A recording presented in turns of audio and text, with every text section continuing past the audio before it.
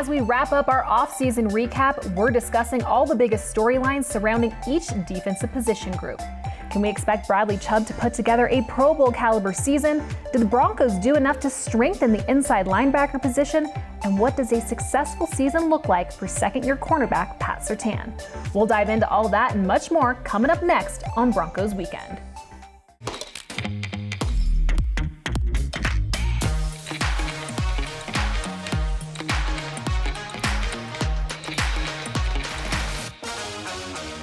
Thanks for joining us for our off-season finale of Broncos Weekend, everyone. I'm Alexis Perry, happy to be joined by my favorite Hall of Famer, Steve Atwater, who busted out the gold jacket for us for the finale. Yeah, hey, come on, it's the last show. Got to finish strong. You know, it was a winning off-season. Usually you only wear the gold jacket after a Broncos win, but this off-season was a big win, right? No, that's right. I love it. And of course, your go-to guy for Denver Broncos coverage all year round, Nick Kosmider from The Athletic. Thanks for being here, Nick. Thanks for having me. A great way to start the summer. Well, after breaking down each offensive position group last show, it's only fitting that we shift our attention to the defense and the expectations for this group throughout training camp and this upcoming season, starting with Denver's defensive front. Of course, Dre'Mont Jones, defensive end, he really captured our attention this offseason, given his confidence heading into a contract year.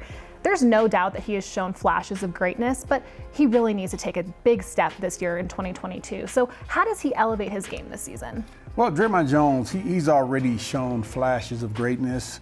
The only thing is, he has 5.5 sacks, and all of those 5.5 sacks have come on Sundays. And we're going to play some big games this year. We're going to have some primetime games. 5 of them, Steve. He needs to get some of these sacks on some of the other games as well. But yeah, he's a guy who gets into the backfield, hasn't necessarily been able to finish the plays.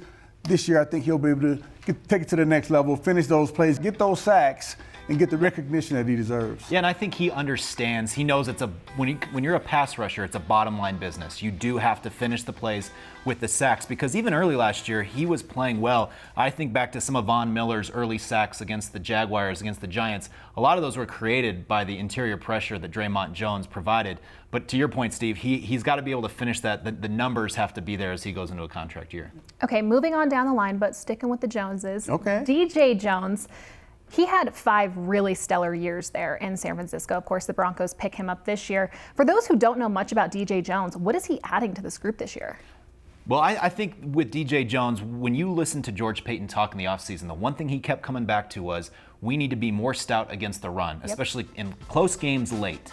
And that's what I think he'll provide. He's a guy that fills that kind of role in the middle, really athletic. He can also get after the passer a little bit, but he came here because they want to be more stout against the run, and I think that's what he can bring to the table. Yeah, and I think that all of our defensive linemen have done a really good job of really pursuing the ball carrier, once he gets through the line of scrimmage, just going until the whistle blows, and DJ Jones brings that.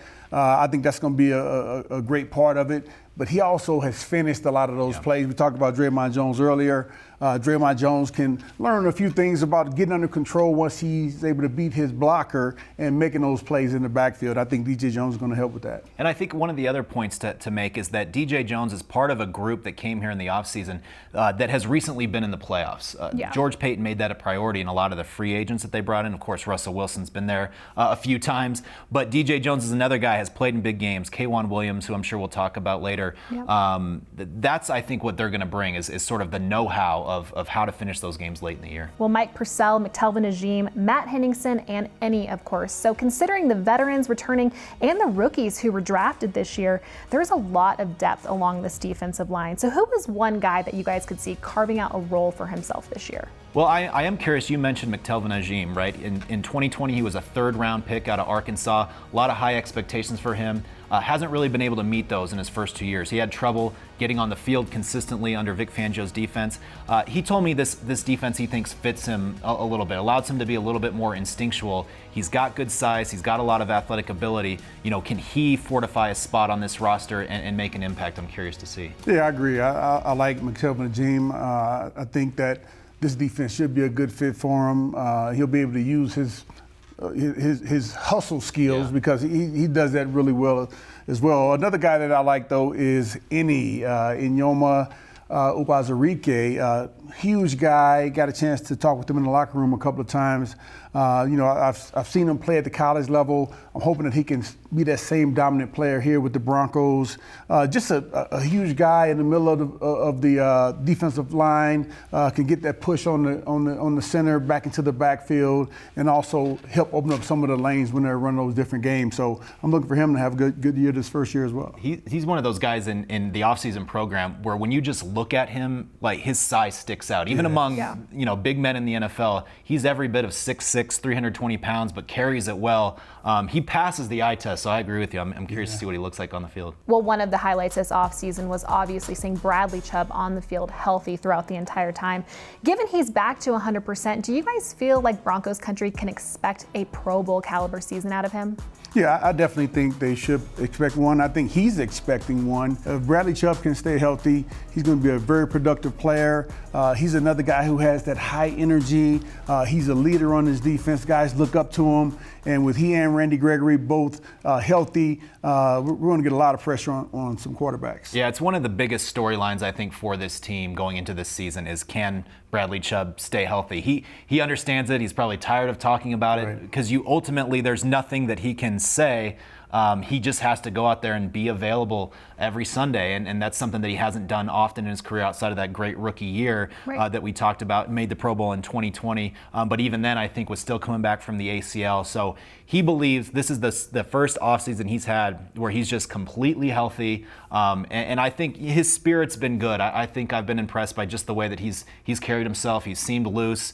He knows what he can do when he's healthy, and that's just really all it comes down to. Yeah, and I think when guys they've done with the rehab, they've had a year under their belts.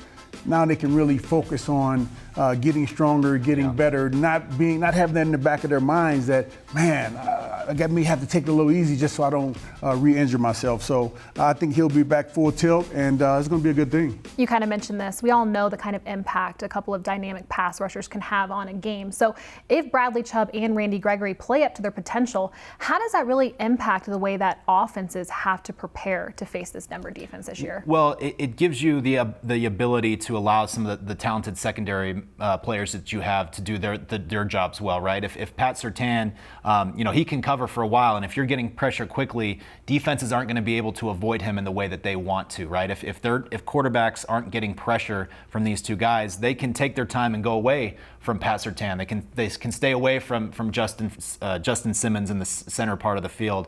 But when you speed the quarterback up, he has fewer choices that he's able to make, and that's what I think they've really gone after, not only with this signing of Randy Gregory, but with some of the other moves that they made outside of that. Yeah, in addition to that, I think that when you have great edge rushers, offense, they have to keep more guys in the block. They got to have a running back chip or a tight end, put a tight end there to help block, just because they can't block them with the usual 5 offensive linemen. So with fewer receivers and routes, it makes it a little bit easier for the secondary to cover, and so it takes some of their options away offensively. You kind of hinted at this. Who are some of the other edge defenders that you think will make a splash this season? Well, the Broncos used their first pick in this draft all the way at number 64 on Nick Bonito, the pass rusher from Oklahoma.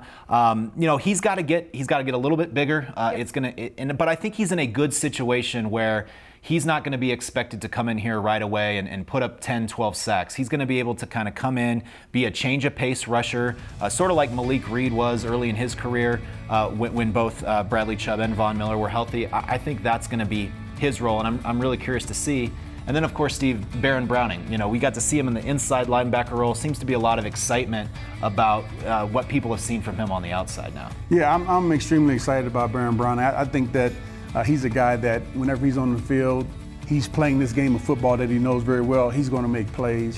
Yeah. And him moving to this position, he played some when he was in college, but now he'll get a chance to spend a lot of time at that position. I think he's a smart guy just from talking with him, listening to him give interviews. he knows what he's doing, and he's learning from Bradley Chubb and also Randy Gregory, just some of the different moves and the patience and all that. So it's going to be interesting. It's going to be a very competitive room. Yeah, that's a great point. There's going to be a couple of guys on this roster who we might be surprised don't see their name on that initial 53, just because of the depth that they've kind of worked to cultivate there. Well, lots of depth at that position means outside linebackers. That is a group that you will want to watch when training camp rolls around at the end of July. Still to come here on Broncos Weekend, we're continuing our position group breakdown and discussing one of the biggest areas of concern heading into the offseason. Don't go anywhere. The greatest achievement for me would be my football career. One man anchored the greatest defense Denver has ever seen. Randy was a playmaker. Randy was very smart. Hear his story. I believe I was blessed with an athletic ability. Experience his career. That guy's absolutely a Hall of Famer. It's a travesty that he's not in. It just is. Randy Gradishar, the heart and soul of the Orange Crush, premieres June 29th at 6:30 on Denver 7. Welcome back to Broncos Weekend, everyone. I'm Alexis Perry alongside Steve Atwater and Nick Kosmider. Guys, last season, the Broncos inside linebackers room was riddled with injuries. Josey Jewell and Alexander Johnson, they both suffered season-ending injuries. Josey Jewell re-signed here with the Denver Broncos this year, and he should play a significant role in 2022. So what are some of the responsibilities that could come with that role, Nick? A lot. In Ejiro Evero's defense, there's going to be a lot put on the inside linebacker to relay calls, to make sure everybody in front of him is lined up. And that's the biggest reason that they re-signed Josey Jewell.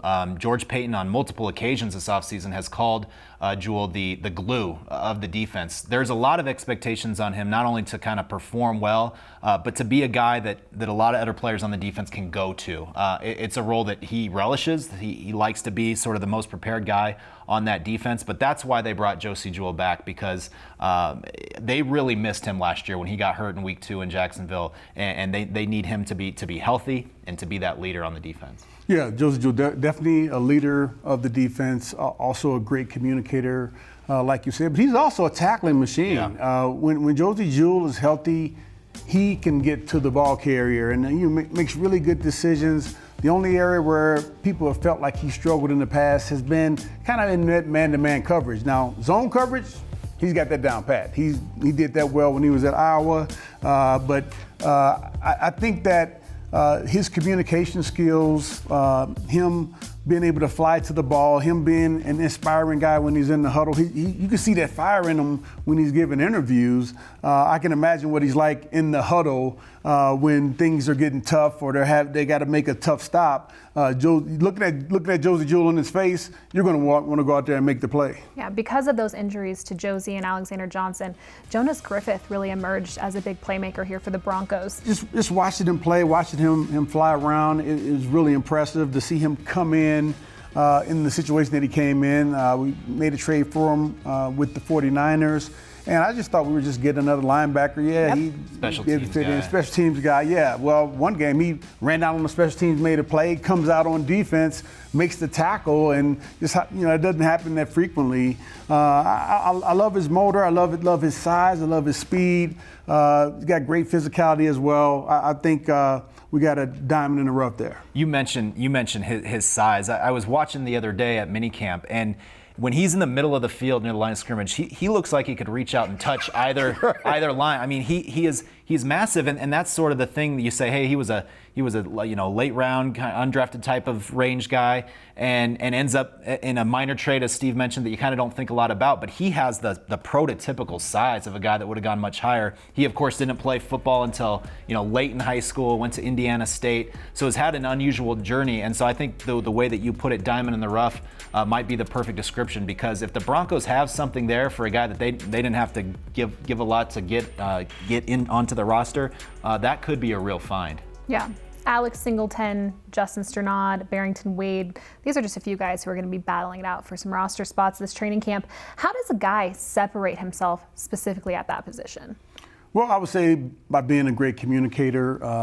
That inside linebacker is in the perfect position to communicate with the defensive line and then with the secondary. And obviously they have to turn around and communicate with the secondary. But those are the guys that have to communicate well. They can't be a soft-spoken linebacker. Some Randy Gradishars out there. Let's get loud, boys. Well, Randy Gradishar was loud too, I bet, when he played, in terms of getting the calls to everyone and making sure everybody's on the same page. Yeah. Make sure the defensive linemen, if they're making the adjustments, getting them in the right gaps and everything. It's a huge responsibility, but the guys that communicate well, guys that fly to the ball, guys that contribute on special teams. If you're not a starter, you got to be hustling on special teams to help the team. Yeah, I was gonna say even starters at times at that position are playing on special teams. Josey Jewell hurt himself on a special teams play last year. I think that's kind of the biggest way that a guy's they're going to get that third or fourth inside linebacker spot. They're going to have to show Dwayne Stukes that they can be an integral part of his special teams unit that they're trying to make so much better than it's been the last couple of years. Inside linebacker was a huge concern heading into the offseason. Do you guys feel like the Broncos did enough to bolster that position this offseason?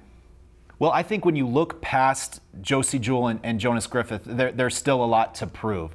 Justin Sternad, a fifth-round pick from a couple years ago, kind of had his chance early last year. Didn't play well, I think, as the staff had hoped that he would.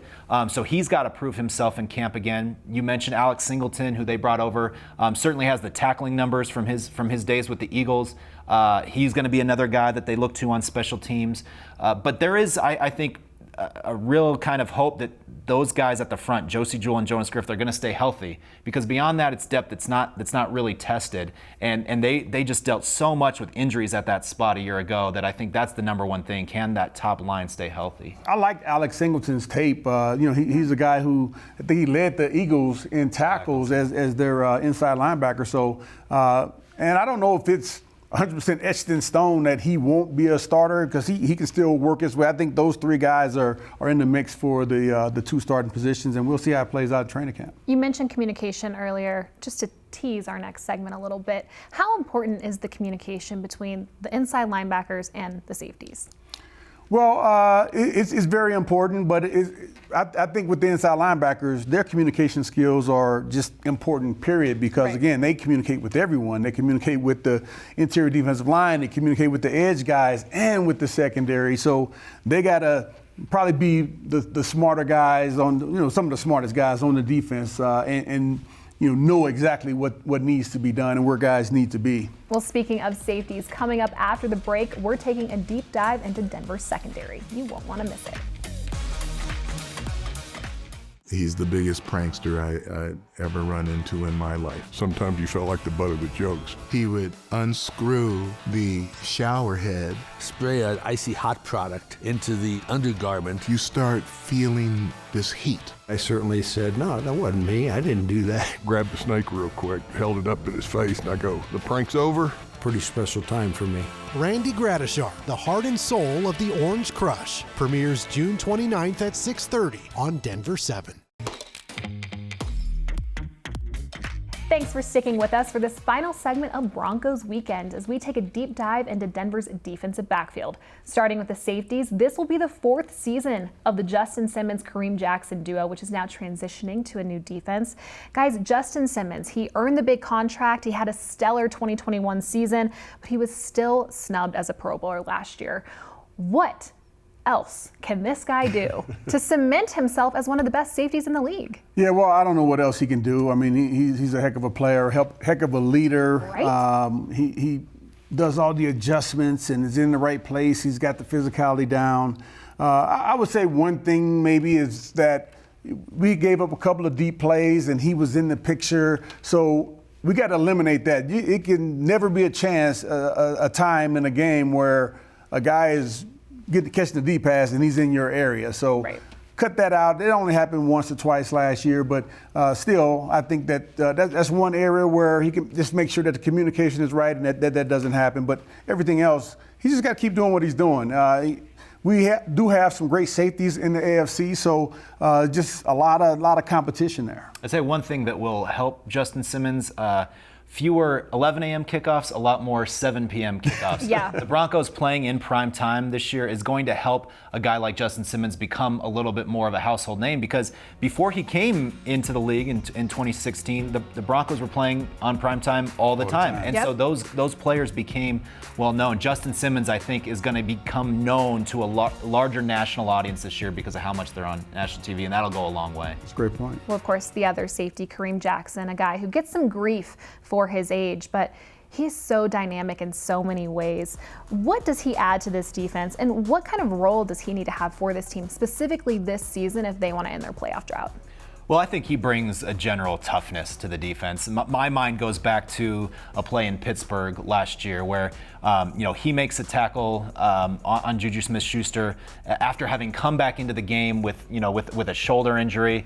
He walks back to the locker room. You think, oh, he's probably done for the day. And I think that stuff, it's not something that you can teach a player. It's just something that he has. I think so much of what he brings to the team is a leadership and just a genuine toughness that I think permeates Steve. I agree. He's got the heart of a lion, and he's the kind of guy that if you're going to war, you want to have a bunch of those guys like that who know there's no quit in them. And he gets the guys fired up too, just with his talk. So it's just the great energy, and he makes plays. 22 K-Jacks. Should we bring that back? I like 22 that. Jano, 22 It'd be loud. It'd be a loud locker room. Seriously, the jaw going on. Oh, brutal. Well, like every position on this defense, really, there's also a lot of depth at the safety position. So, Steve, what's some advice that you would give these young guys who are battling for snaps this upcoming season? Hey, well, first off, in everything you do, hustle. Hustle, hustle, hustle. That needs to be at the top of your list. When you're going through your drills, when you're even running scout team. Because back in the day, we used to run scout team for our defense. We would be on offense running receiver routes. Well, guess what? We used to be full speed doing that too. And when you're doing scout team for the offense, just, you play your best. Don't let anyone tell you to slow down or anything like that. You go out there, give it your all. You're going to have opportunities on special teams. Fly down the field. Don't leave anything to chance, because this is a once-in-a-lifetime opportunity to play in the NFL. You can't take it for granted. And I would say take advantage, a little bit to that point, take advantage of the opportunities that you do get. Last year, Caden Stearns came in as a safety, had a good training camp, but he did not look like a guy, obviously, that was going to get a starting position because those were accounted for. But he played that kind of dime backer role. He got some snaps here and there, and he made the most out of them. A couple interceptions. When he was called in to blitz, he made the play. Had a sack of Lamar Jackson. So I think that's the key is to show up on tape. Those guys are going to get kind of sparse opportunities here and there, right. And you got to be ready to take advantage of those. Switching over to the cornerback position, Pat Surtain. Stellar rookie season from him. Of course, though, snubbed as a Pro Bowler in his first year. What does a surefire Pro Bowl season look like for him this year? I think Steve was talking about this with Justin Simmons, just more of the same. I mean, if he plays the way that he did as a rookie, he'll be a Pro Bowler. I think rookies sometimes come in and, voters sort of want to just see you play. And there was that kind of non-exposure element to his season as well. You combine the exposure this year with just playing the way that he did a year ago, which I think he's going to be even better. Might not have as many interception opportunities simply because I think teams, you saw it at the end of last year, started to not test him quite as much. Yep. But he can be, just incredibly dynamic. He's another guy that takes advantage of the opportunities he does get to go after the ball. So just more of the same, and he'll be in that spot. Yeah, I agree with you. He makes the plays when the opportunities arise.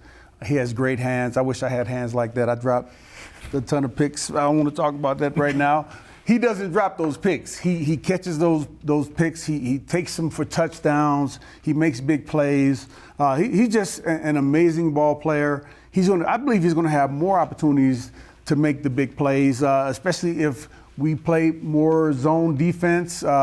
Who have a chance to get his eyes back to the quarterback, get a jump on those balls, and take some more to the house. Well, and that's where it goes back to the thing we were talking earlier about that pressure, because past Surtain, he had the 4 interceptions. He also deflected 14 passes last year. So if that rush is coming a little bit quicker, some of those deflections could be turned into interceptions the other way. He just is always around the ball, and some of that's luck, right? You have to have a few bounces go your way. But if you're around the ball, you're creating your own luck, and if he can get some help from that rush, he can get more of it. And I found throughout my career that some guys just have a knack for being around the ball. He's one of those guys. The guy who I played with, Tyrone Braxton, he was the same way. He was always around the ball. Okay, Pat Surtain, he just needs to rinse and repeat his rookie season. But who are some other corners that really need to step up this year? Well, obviously, I would say Ronald Darby. He's a guy who has the potential, came in, didn't play as well as he would have played last year. But I would say that a lot of guys on defense felt that way last year, that they didn't play as well as they could play. Hopefully they can have a bounce back year this year, especially having more pressure on the quarterback, interior push from the defensive line. That's going to all help. But I think Ronald Darby will step up and have a good year this year as well. Yeah, I think outside of Surtain, it's a proving ground for just about everybody at that position this year. Ronald Darby, you mentioned it, Steve, played well in spurts, but he wants to get more interceptions. He wants to stay on the field, be a little healthier this year. But behind him, you have guys like Michael Ojemudia, who has shown flashes, but again, hasn't been able to stay healthy. Had a really good offseason program. Some coaches were raving about him behind the scenes. Faion Hicks is a guy that they drafted in the 7th round. Can he get in the mix? And then K'Wan Williams, another guy from a winning team who comes over. Another guy that was around the ball, like you said, creates a lot of turnovers. They need to kind of see that out of that nickel position, because that's a key role in this Coach Evero defense. Well, guys, we covered so much here today. Thank you for joining me for the finale. Thank you, AP. And thank you all for tuning in. For Steve Atwater, Nick Kosmider, and everyone behind the scenes, I'm Alexis Perry, and we will see you back here for more Broncos weekend when the team returns for training camp in about a month. We'll see you then.